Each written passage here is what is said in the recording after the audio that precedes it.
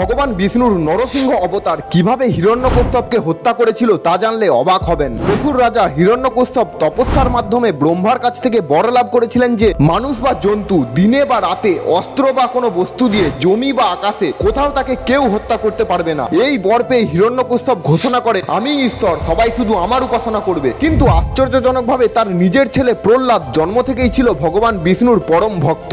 অনেক নিষেধ এবং অত্যাচারের পরেও প্রহ্লাদ কখনো ভগবানের নাম ত্যাগ করেনি। তখন হিরণ্যকশ্যপ তার ছেলে প্রহ্লাদকে হত্যা করার নানান চেষ্টা করে, কিন্তু বারবার ব্যর্থ হয়। এরপর একদিন হিরণ্যকশ্যপ ভীষণ রেগে গিয়ে প্রহ্লাদকে প্রশ্ন করে, কোথায় তোর ঈশ্বর? তিনি কি এই স্তম্ভের মধ্যেও আছেন? এই বলে এক স্তম্ভে আঘাত করার সঙ্গে সঙ্গেই সেখান থেকে বেরিয়ে আসেন ভগবান বিষ্ণুর নরসিংহ রূপ, অর্থাৎ অর্ধ মানব অর্ধ সিংহ। ব্রহ্মার সমস্ত বর ভেঙে নরসিংহদেব সন্ধ্যাবেলায় প্রাসাদের দ্বারগোড়ায় হিরণ্যকশ্যপকে নিজের কোলে তুলে নিয়ে নখ দিয়ে তার দেহ ছিন্ন ভিন্ন করে তাকে হত্যা করেন। সবাই কমেন্টে লিখুন নরসিংহদেবের জয়।